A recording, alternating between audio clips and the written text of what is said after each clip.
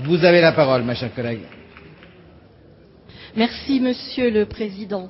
Monsieur le rapporteur, Monsieur le Ministre, mes chers collègues, vous l'avez compris, à la lumière des débats qui nous animent depuis ce matin, en présentant le nouveau projet réglementant le repos dominical, le gouvernement a relancé un débat fort clos qui avait déjà agité la vie parlementaire à la fin du XIXe siècle et qui ouvre en outre une brèche sans précédent dans les acquis sociaux historiques consacrés par les lois de la République de 1906, enrichis par ceux de 1936, notamment au travers du week-end, le congé de fin de semaine.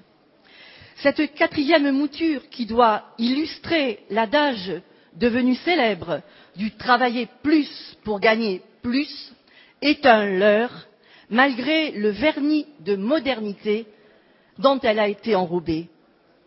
En effet, rappeler ainsi que vous le faites les évolutions de nos modes de vie depuis 100 ans ne doit pas nous conduire à une régression programmée de nos acquis sociaux et sociétaux. Est-ce faire preuve de modernité que de sacrifier notamment l'équilibre et la réussite des enfants à la loi des caddies? Quelle vie privée, quelle vie de famille, lorsque l'un des parents travaille le samedi, l'autre le dimanche, alors que nos enfants, notre société, souffrent justement d'une déliquescence des liens familiaux. Lors de la dernière assemblée générale de l'UNAF à Limoges, il y a quelques semaines, le président François Fondard rappelait fort justement à Madame la ministre de la Famille, Madame Morano, l'importance de cette pause dominicale où l'on se ressource et où l'on se parle.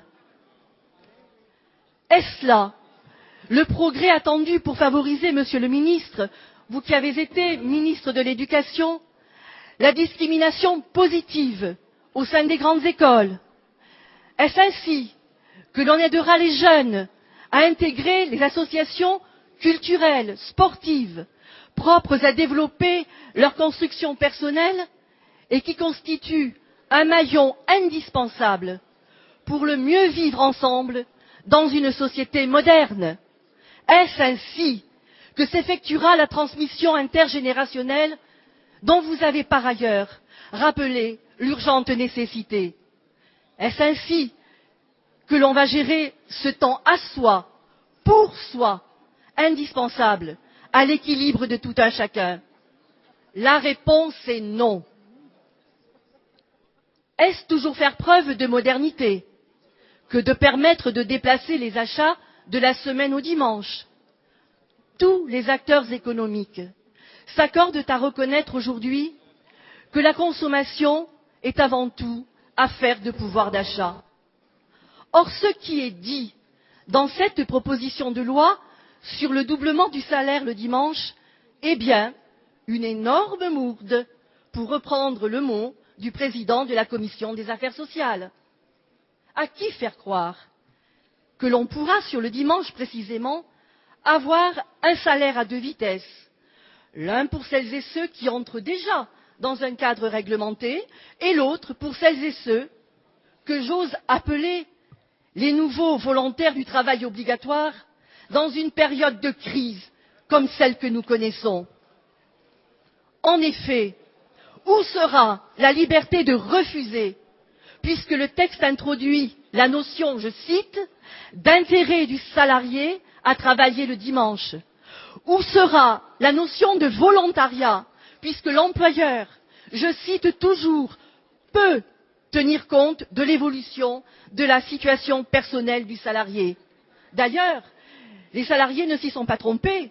63% d'entre eux considèrent qu'ils n'auront pas la possibilité de refuser de travailler le dimanche si on le leur demande, et 76% de ceux qui travaillent déjà le dimanche considèrent que c'est une contrainte. Est-ce à l'inverse, en imposant aux parents qui travailleront le dimanche des modes de garde supplémentaires de plus en plus onéreux, que l'on va accroître leur pouvoir d'achat? Est-ce en faisant du dimanche, pour reprendre le mot d'un ministre, un jour comme les autres, que les ménages les plus modestes, que les familles les plus fragiles, dont les femmes seules, et nous y reviendrons tout au long de ces débats, verront s'envoler leur salaire? La réponse est évidemment non. Est-ce enfin faire preuve de modernité et de responsabilité collective que d'occasionner le dimanche un surcroît de gaspillage pour les collectivités en termes de transport ou d'équipements collectifs supplémentaires au lendemain du vote du Grenelle?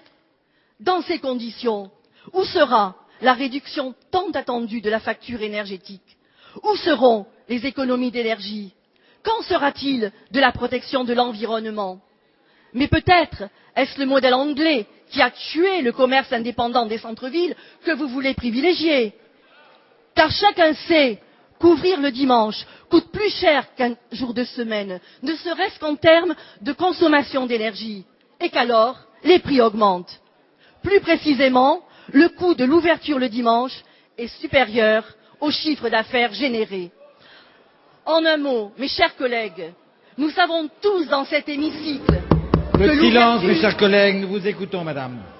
Nous savons tous dans cet hémicycle que l'ouverture du dimanche va induire de nouvelles dépenses publiques, payées naturellement par le contribuable, en termes de services sollicités, police municipale, propreté urbaine, services à l'enfance, pour ne citer que quelques exemples. Mes chers collègues, un peu de raison, s'il vous plaît. Au moment même où le gouvernement demande aux collectivités de réduire leurs dépenses. Mesdames et messieurs les députés, le travail le dimanche n'est ni un atout pour le commerce, ni une réponse pour résoudre le pouvoir d'achat de nos concitoyens, ni un moyen de relancer l'économie. Socialement, économiquement, historiquement, la généralisation, certes déguisée, de l'ouverture dominicale constitue bel et bien un recul auquel les parlementaires socialistes ont décidé de s'opposer fermement. C'est pourquoi, mes chers collègues, je vous invite à voter massivement pour la motion excellemment défendue en fin de matinée par notre collègue Christian Eckert. Merci.